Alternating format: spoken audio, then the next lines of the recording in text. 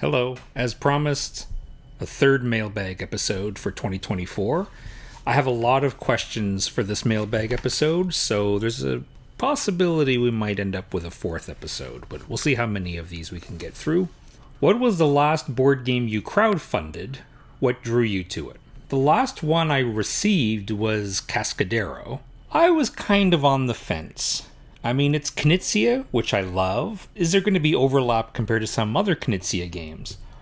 But I have to say, without having played this physical copy, I actually adore the presentation. Like, this is absolutely lovely. So I love what Bitewing did with the presentation. Obviously inside as well as outside, and of course it's a Knizia. So even though I haven't played my copy yet, I am actually really happy with the campaign. I've definitely slowed down on my Kickstarters / GameFounds, whatever. I only have two that are outstanding. One is the Capstone Age of Rails, the fourth game in the series, South African Railroads, I think. I have the other three, again, like Cascadero. Lovely, lovely presentation. I'm really happy with them.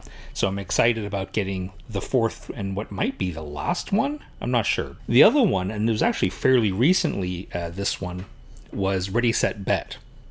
Now, I had the old version of Ready Set Bet, just the basic retail version, and it was fine.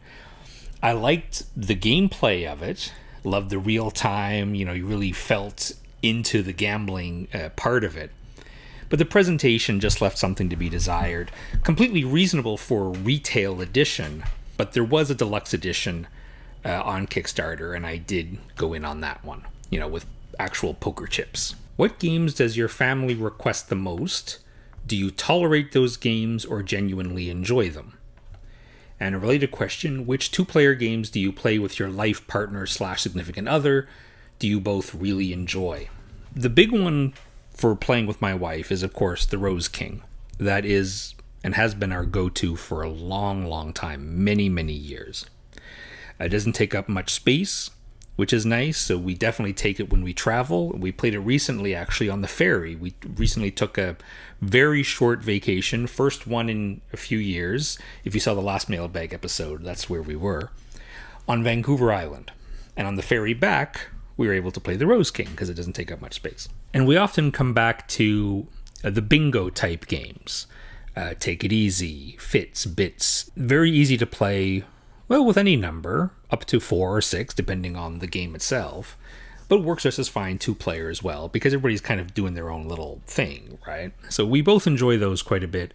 But Rose King, definitely the big one for us. Whether I tolerate them or genuinely enjoy them, it's interesting that usually, we'll try some different games, and there'll be a game that I think is fine, but I like to play a variety, so I'll play it a couple times, and then I'll want, hey, let's learn something else, and then maybe come back to that one later. But sometimes a game will just click with her in all the right ways, and she'll want to play it again and again and again. In that initial phase of the game's lifespan in this household, you could say I tolerate it, only because I enjoy a variety and I don't necessarily enjoy playing the same game over and over and over again, usually. But what often happens, she does have a good sense of a game that at least would work well for us, because I tolerate it, so we play it again and again and again and again, such that I end up loving it. Because if I play a game 30 times, 40 times, 50 times, and you know what, look, I'm not tired of this game. I'm still enjoying this. This is still a good game, even though presumably I've seen all there is to see in this game. I'm not going to be surprised by anything anymore. But the way it plays, the thought process involved in it just works. And those are the games that reach 10 out of 10 for me. With my son, it's chess. 100% chess. There are other games. Almost all other games he just tolerates. But he's a huge, huge chess fan and watches YouTube videos on chess. And it's interesting, I've never pushed it on him because, I play games for fun. And to me, that sort of brain melting, trying to think 10 moves ahead is not fun for me. But he's great at it. And he took to it For some reason, I honestly don't know the reason, but he's also really, really good at it. He's won a couple of, local, citywide kind of championships, a couple. And he's a big fan of it. And I do try to play with him. And that's something that I do end up tolerating because I have to tolerate losing. Losing all the time is not necessarily fun. That's usually why I like to play games with more luck involved. But play it for him, of course. When the three of us are together, we'll often play a card game such as Skull King, which is our favorite trick-taking game, Do-Di-Ju, also known as Chimera. That's the hobby version of Do-Di-Ju. We play those sorts of games relatively often card games, but also Kingdoms and some other ones have been big hits in the family. The most recent one we learned and played and enjoyed, because my son is very much does not enjoy learning new games, and that's probably at least 50% my fault, being a very boring game teacher with my soporific voice putting people to sleep. So there was a rare moment where he said, okay, I'm willing to learn a new game. Pick wisely. Give great thought to what you're about to pick to teach me, because I don't know when you're going to teach me another game. Probably a long time from now. So I picked Foundations of Rome. It's a game I had only played once with my friends, and I liked it. And it's OG. It's a shared space, and you're definitely interacting on that shared space. It's simple to learn, and so I thought that it would be a good a choice for our family. And yeah, we've played it a few times since then. It was a good pick. If you could only keep 10 games out of your collection, which would they be and why? So I'm going to assume it's not just for me, but it's for my family. So let's see. Skull King, some of the games I mentioned, right? Skull King, then I've done videos for Kingdoms, Rose King, of course. Ave Caesar's my favorite game. Maybe St. Petersburg. That's another game we really enjoy. We play a lot. First edition, St. Petersburg. Maybe a co-op game. My favorite co-op game is Flashpoint. With all the boards, expansion boards and everything, that's certainly replayable. Maybe Commands and Colors Napoleonics, again, if I have a bunch of expansions, because there's a lot of replayability in that system with all the different battles you can do. And actually, a recent one, I just mentioned Foundations of Rome, could actually be one of those 10, because at least in the box, it comes with a bunch of modules. So, the core game is really simple and fun and interesting. And then if you play that 10 times or so and you're getting bored, well, you can add in some modules, add in the monuments, add in the Roads of Fortune, which is an expansion. My wife's favorite game is Oregon. Can't forget that. So what do we got? We got Oregon, Skull King, Rose King. I like kings. Kingdoms. Maybe Flashpoint, maybe Commands and Colors Napoleonics. I don't know. I don't really think that way. Bringing the collection down to 10 would be extremely hard. But anyway, long story short, it would be my favorites, my wife's favorites, my son's favorites, and maybe a couple of games that, just for variety, like Flashpoint, like a cooperative game, just something different, maybe a kind of a paragraph style story game like Tales of the Arabian Nights. You can definitely play that too much. I don't know if I want to say that's one of the 10, but something like that. I love that kind of game.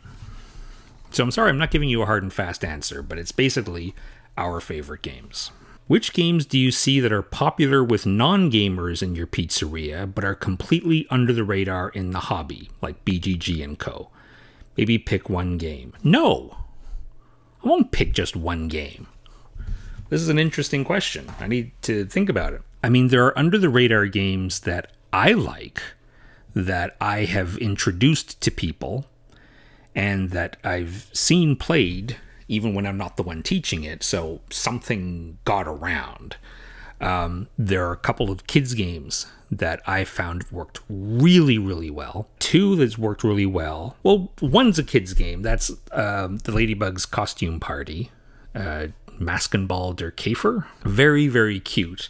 Ladybugs with magnets, and it's a cooperative game, and on your turn you're trying to get to see if two ladybugs will kiss. They got little magnets in their fronts, and they're also rounded on the bottom, so if the magnets attract, they snap together like they're kissing. But if they don't match up, then one of the ladybugs will dramatically spin away, like, nope, not interested. And like Banana Macho. The ratings on this on BGG are horrible, but I've always had great luck teaching this game. It's a speed dice rolling game. And everybody loves a squeaky banana. How can you not love a squeaky banana? Sometimes when I'm trying to sell people on the game, which is my weakness, by the way, I cannot describe games in a way that make them sound fun. It's impossible for me, unless it's Banana Macho, so I can say, look, this is why it's fun, a squeaky banana. There are a few games that I have not played or not have played much, but something about them is just really attractive to people and makes them want to take it off the shelf and try it. There's an Amigo speed game. I think it's a speed like recognition game, kind of like the Dobble Spot It kind of type of game called Deja Vu. It gets played a ton, and I'm sure the game is wrecked by now. There's an old Bezier Games, I think it's a trick-taking game called You Suck. Everybody loves to take this off the shelf and try to play, and they can't. I don't think it actually gets played. I think they can't figure it out. But something about the presentation is like, yeah, I definitely want to try that. I don't know if they're actually popular after they get played, but definitely they do get played, or at least people try to play them. There's something about the presentation or the concept that just really attracts people. Lastly is one that I don't even think is in the BGG database, called Filmy Trivia. This was actually donated by the business who makes it. It's just a 1 or 2 person operation working out of Calgary, I think. And it's about Bollywood trivia. It's just a small little, card game with a bunch of trivia questions about Bollywood. And people love it. And at our Vancouver location, there was one person, I'm told that there was one person from the UK who really wanted it. She said, I want to take this with me. How much are you willing to sell it for? And we're like, well, we don't really sell the games. We can let you know like where you can buy it online. Maybe they'll ship to the UK. And then she was like, no, I don't want to do that because I'll forget. I need to leave this restaurant with this game. Tell me how much to charge, and I'll give you enough money that you can buy your own again. So it's just a small little deck of cards, but anyway, really popular, and definitely got the thumbs up from our Indian staff. What game do you think you're most out of step with the rest of the OG guild? Out of step with the guild would probably be Quirkle. Okay, this is a little bit of a rant now, just a little bit. It is language-independent Scrabble. Great, right? It definitely is room in this hobby, in this industry, in the market for that. But sometimes the love that game gets drives me up the wall, because there are people who think that Quirkle is just an amazing hobby game, very innovative, and these are the same people who hate Scrabble. Quirkle is Scrabble, obviously language independent, which is a big thing. But it's as if it's Scrabble with no board, so no bonus squares, and also all the letters have the same frequencies and are all worth 1 point. That's not a great sell to me.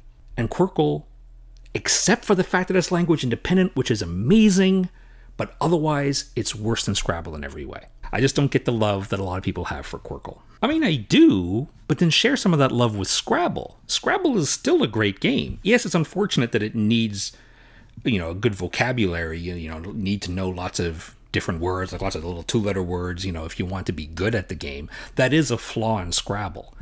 But everything else about Scrabble, the gameplay on the board, the way you score points as you go, players, when you compare to older games, right, players aren't eliminated. There's strategy, but there's enough luck that the better player will usually win, but not always. And it's just perfect. Perfect. I mean, Scrabble's a great game to make a language independent version of. But give Scrabble some credit too, geez. What old game is most in need of a new version? I recently covered Magna Graecia. Magna Graecia.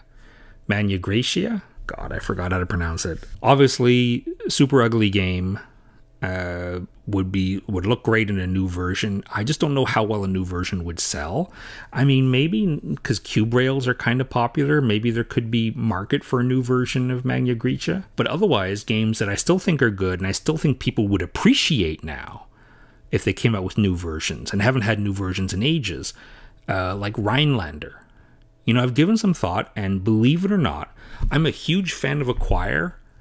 I think I like Rhinelander better. Well, I recently played Big Boss, which is another, I don't want to say a copy, but a game that's inspired by Acquire, but done by a German designer, like an OG designer. So Wolfgang Kramer takes Acquire and makes Big Boss. Rainer Knizia takes Acquire and makes Rhinelander, Big Boss. Not good. I didn't like it at all. Rhinelander, though, is amazing. I'd love to see a new version of Rhinelander. You know, one that will probably eventually end up in the Hall of Fame for the OG Guild is Bridges of Shangri-La. That one also needs a new version. We saw a new version of Carolus Magnus. Why not a new version of Bridges of Shangri-La? I guess the challenge there is there's no luck in that one. There's no dice rolling or card play. It's everything is on the board. You know, in those games, players can take losses kind of hard. Which Avalon Hill games need to be revised and re-released? You know, I haven't played a lot of Avalon Hill games. I have a lot of respect for them. I haven't played hardly any. I think the only one I can think of that I played was Upfront. That is really not my style of game, but I'll say Upfront because it's been a joke in the hobby for a long time about Upfront, you know, almost getting a release and then it's not happening, and then everybody's wondering, when will we ever see a new version of Upfront? I'll say that, but I don't really know many Avalon Hill games. The only one I own is, I think, Circus Maximus. And it doesn't take up much space, so I can keep it forever, but I don't know if I'll actually play it. 3M rose in status due to its bookshelf games. Which publisher would you like to see do something similar? I like bookshelf games. I really do. I like to collect bookshelf games. I love the style, the presentation. I have works in progress collections of a big box Alea, the Quinid master print. I actually got two new ones, actually. El Capitan and Carson City. I recently got those. So, you know, expanding my master print series gradually. I almost wanted to say Ravensburger. I would love to see like old Ravensburger games get redone in a bookshelf series. And then I think, well, Ravensburger has a bookshelf series. It's Alea. So I would love to see Cosmos. Let's do that. Cosmos has a bunch of old games that they published under their Spiele Gallery mark. That's on a lot of their old classic games. And you know, obviously they don't have the rights to a lot of them anymore, but they could be renegotiated.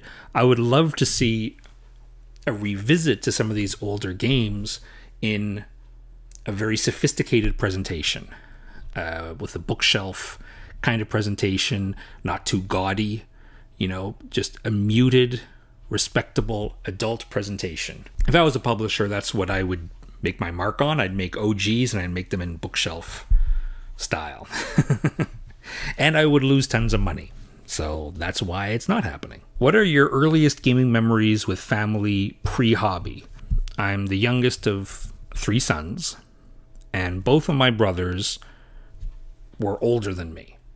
7 and 8 years older than me. I was the baby. I was always the baby. And so, of course, they'd hang out and do things together, and I'd kind of be left to have fun by myself, right? I had friends, but you know, it's not the same as having a friend that you can just always play with every day if you wanted to. I'm kind of jealous of my brothers for having that. But I loved when the whole family could get together and play with each other. And again, it's a way to interact, you know, like I'm the youngest and I have very little in common with my parents or my older brothers.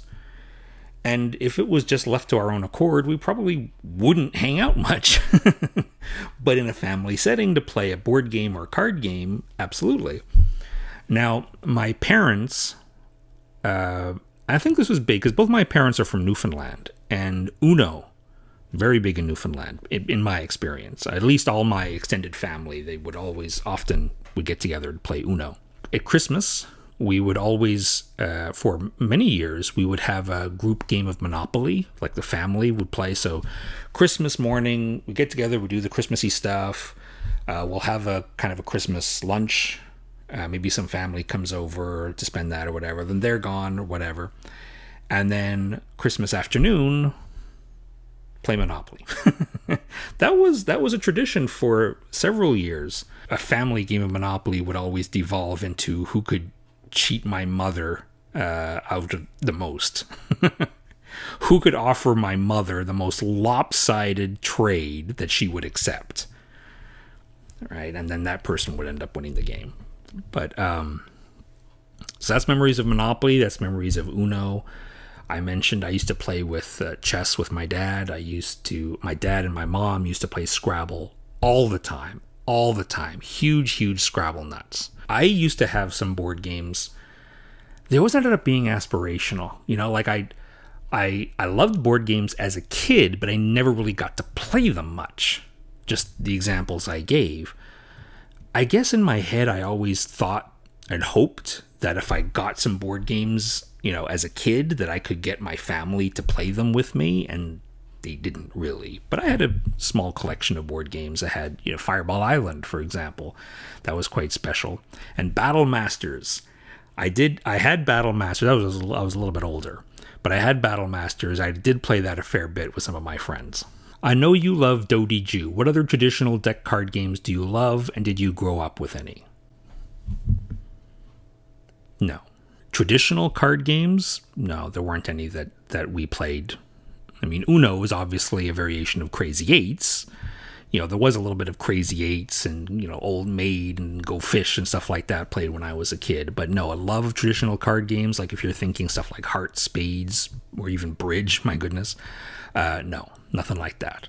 That was kind of a non-answer. It's kind of a weird way to end this video. I think I will stop there. I do have several more questions, so there will be a 4th episode. I will also add that I've been enjoying my break, and I will probably extend my break 1 month. Thanks for watching. Remember that older games don't stop being good.